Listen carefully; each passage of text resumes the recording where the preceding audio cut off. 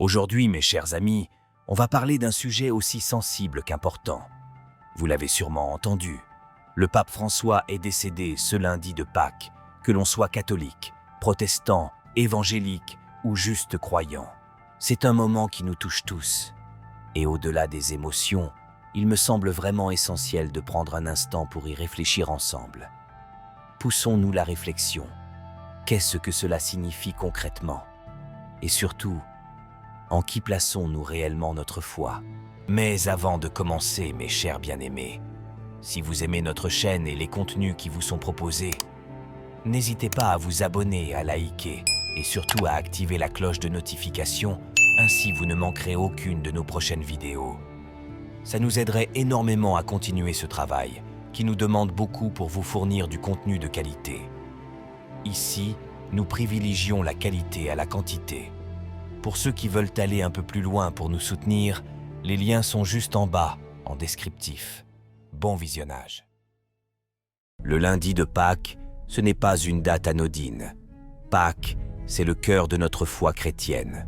C'est la victoire de Jésus sur la mort, c'est la pierre roulée, le tombeau vide. C'est le jour où nous célébrons la résurrection de Jésus-Christ qui est ressuscité le 3e jour après sa crucifixion. C'est le cœur de la foi chrétienne, symbole de vie, d'espérance et de victoire sur la mort. Pâques nous montre jusqu'où Dieu est allé par amour pour nous. C'est un acte d'amour inconditionnel. Le décès du pape, aussi solennel soit-il, ne doit pas nous faire oublier cette vérité. Aucun homme, aucun pasteur, aucun leader religieux, même avec un grand titre, ne peut prendre la place de Jésus. La Bible est très claire à ce sujet.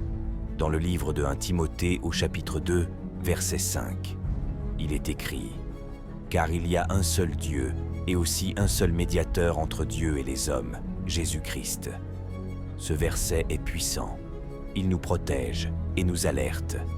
Il nous rappelle que notre foi ne doit pas reposer sur un système religieux, mais sur une personne vivante, Jésus-Christ ressuscité d'entre les morts. Il faut faire attention à ne pas tomber dans ce que la Bible appelle l'idolâtrie.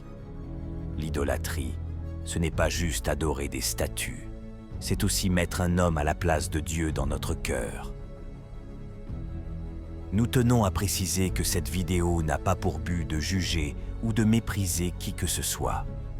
Nous savons que beaucoup de catholiques ont un attachement sincère et profond envers le pape, et nous respectons cela pleinement.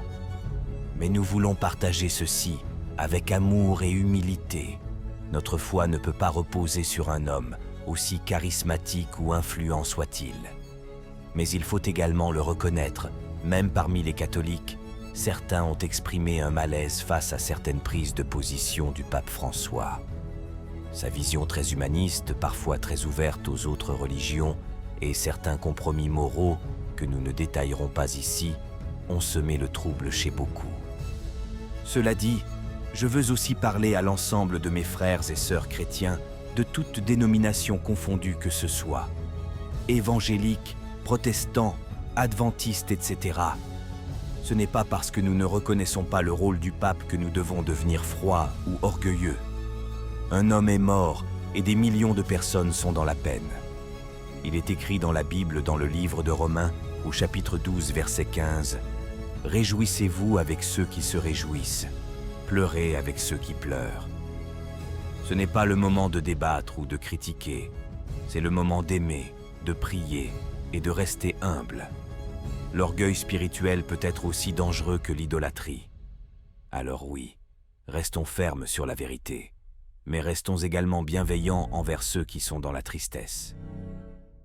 C'est le moment de revenir à l'essentiel. Jésus est vivant, il nous aime et il revient bientôt. En attendant son retour, notre manière de vivre doit le refléter. Soyons de vrais disciples, remplis d'amour et de bienveillance. Comme Jésus l'a dit dans Jean chapitre 13 au verset 35. À ceci, tous reconnaîtront que vous êtes mes disciples, si vous avez de l'amour les uns pour les autres. Et si tu regardes cette vidéo en te posant encore des questions, sache une chose. Dieu ne t'appelle pas à suivre une religion, mais à vivre une relation personnelle avec lui. Si tu veux en savoir plus, je te recommande un livre qui m'a profondément touché. Il est très bien noté et il a déjà aidé beaucoup de personnes à retrouver une foi vivante, libérée des traditions stériles. L'intitulé du livre est « Stop Religion ». Tu trouveras le lien en bas de ma vidéo dans le descriptif. Mes chers bien-aimés, il est temps pour moi de prier pour vous. Seigneur Jésus, merci pour ta vie, pour ta victoire sur la mort. Merci parce que tu es le seul vrai médiateur entre Dieu et les hommes. Aide-nous à rester centrés sur toi, à ne pas nous égarer, à ne pas mettre notre foi en des hommes, mais uniquement en toi.